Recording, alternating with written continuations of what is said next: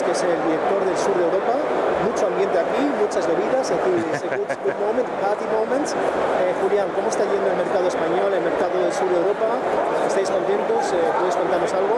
Pues sí, estamos muy contentos. Es un mercado que está, por supuesto, muy importante para nosotros, porque al nivel programático todas las cosas empezaron en Francia hace como 4 o 5 años y ya tenemos clientes en España desde algo como 3 años. Lo que estamos viendo ahora mismo es también un crecimiento a otros países como Portugal o Grecia y otros, pero a nivel puramente español la cosa muy buena es que tenemos como una madura que está creciendo a nivel de los publishers y también de los compradores, y lo que le puedo comentar es que este mercado pues ya está muy importante para nosotros, pero también ya tenemos muchas ganas para que siga creciendo, ¿no? Está claro que tenéis aquí un stand bastante grande, es decir, se ve que estáis muy bien representados y que el mercado de la publicidad programática, se puede decir, la que lleváis, ¿no? Es un poquito, se puede decir así, publicidad programática, un poco vuestro main core business. Sí. Va por ahí el Pues somos, desde 7 años somos una plataforma de automatización de la venta y compra de publicidad, okay, del negocio display, sí. Y con este protocolo que se llama el real-time bidding y del programático, pues realmente esto es nuestra faena principal y nuestra misión principal que ya hemos empezado. Tenemos como esta misión realmente de conectar los vendedores, los más grandes, los más premium, también con los compradores que van a venir de las agencias muy grandes, para que realmente pues puedan tener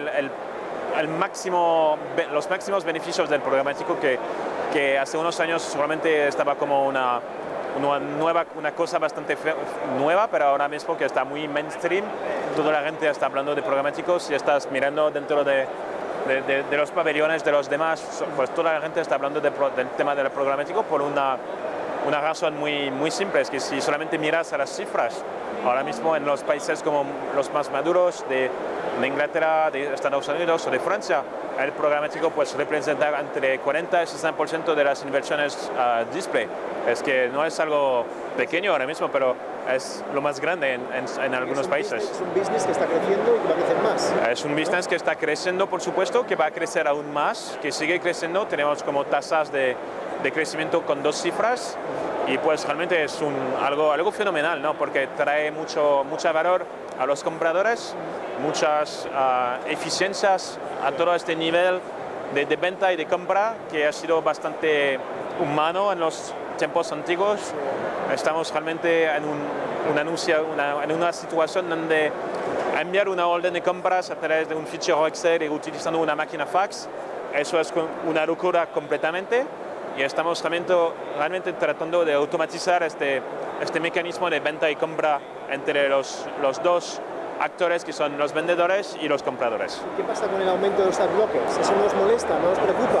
Que está la gente instalándose, millones y millones están instalando algo para quitar la publicidad, que es de lo que vive vosotros y mucha gente. ¿Eso preocupa o no preocupa? No, pues por supuesto es un asunto que está muy importante para nosotros. Todavía pues no tenemos una solución mágica, por supuesto, ya que estamos hablando todos los días con publisher y con los más grandes, por supuesto es un asunto muy grande para ellos.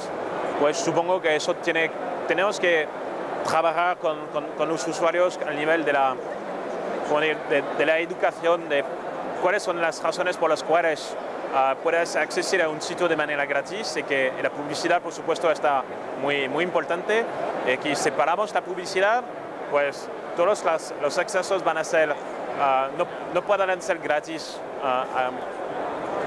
toda la vida, ¿no? Y pues sí, estamos tomando este asunto con mucha precaución y mucha importancia. Muchísimas gracias por tus palabras. Gracias. Muchas gracias.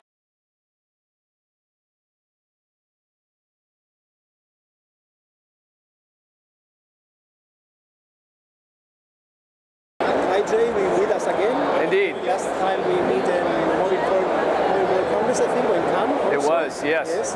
And nice to see you again. Now, dmexco, you are the director, international director, is the name? Yes, international director, yeah. Director of Rubicon Project. What is the main reason you are here at this moment in dmexco? What news will we find about a new company. Yep. What are you projecting here? Well, I mean, this is actually our 7th dmexco. Believe it or not. So you are, so yeah, we've come here year after year, largely because this is the largest digital trade show in the world. I think Frank and Christian are expecting more than 50,000 people here in Cologne. So even though the weather's not cooperating, it's still nice inside, and you know, the beer and sausages are fantastic. So you know, it's a great place to do business, and you know, we come every year. This year you are doing a new project in your company. Yes. Worldwide project is to make the publishers can you explain something about this? Sure. Project? Publisher alliances, essentially. So we actually power 8 of these now around the world, and it was something that was started in France by 4 major stakeholders, which was La Place Media, Figaro, Groupon Marie, and Lagardère, who all came together to form the foundation for a very large national cooperative of premium media owners in that market. We've seen that really begin to get much greater appeal in other markets. 2 years ago, the Danes and the Czechs both followed a similar strategy, led by the premium media owners in those markets, really to better leverage their data and better leverage their collective value, so that the whole is more than the sum of its parts. And so what we've seen really over the last several years is that's really continued to go on. The Greeks, the Italians, a number of English-speaking titles, the FT, CNN, Thomson Reuters, the Guardian, and have all come together to do exactly the same with you know, with their leveraged 110 billion global reach.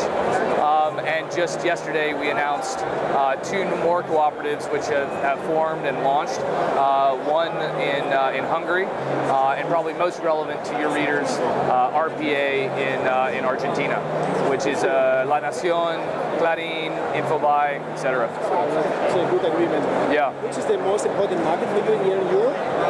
In Europe, it's the UK. United Kingdom is Yes. the best market. Yeah, it's the most, I would say, one of the most forward-thinking markets, and has, you know, pretty mass scale. We work with over 50% of the major media owners in that market. But interestingly, a lot of the innovation is actually coming out of Southern Europe. So what the French and the Italians both incredibly vibrant programmatic trading markets, are doing really fascinating things with rich media executions, really leveraging their data, executing private marketplaces, so that they're it's a big part of the overall revenue stream. So really fantastic to see the adoption in those territories, and even big national state broadcasters like RAI have now come onto the platform, and we just announced that one last week. So a great addition to the family. Okay, so wish you the best here. Wish you a nice party at this moment. I see you. We've already started. Yes, we just started. So we'll bring also some beer. Yeah. Thank you very much, Jay. Thank you very much. Thank you. We are now here at Rubicon, Mexico, with Neal Richter. It's a German name, no? Neal Richter. He's the scientist and chief scientist here at Rubicon. Today you've had a speech. Yeah. Can you tell us something about the most important points you told to the audience, please? Sure. I'm CTO of the Rubicon Project. In addition to serving as CTO of the Rubicon Project, I'm also co-chair of what's called the Open RTB protocol with some other CTOs of our partner companies. Yes.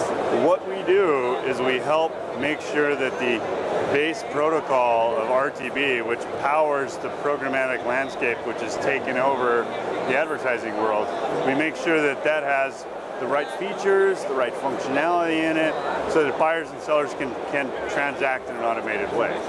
The biggest thing that we work on every time we meet is making sure that the protocol is innovating fast enough that we allow new forms of business to be conducted over the protocol, but not necessarily being the absolute first mover on every feature, and we have to wait until there's enough momentum behind a particular idea, and then we try and rapidly go forward with the idea.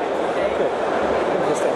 Yeah. So I hope this will be approved, and this will be Yeah. new way. Yeah.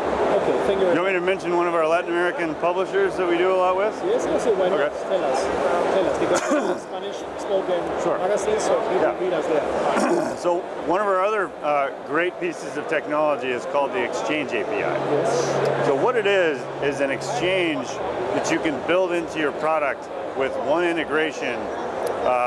In real time, you can request from our exchange a transaction. It includes all of our features, open market, private marketplace bidding, guaranteed order automation, etc., all in that API. And ePlanning, one of our partners in Latin America, has built it into the core of their system so that they can extend programmatic to all of their customers. And it's been a really great development, and we're still working on it and very excited about it. Okay, interesting. Thank you very much. Thank you.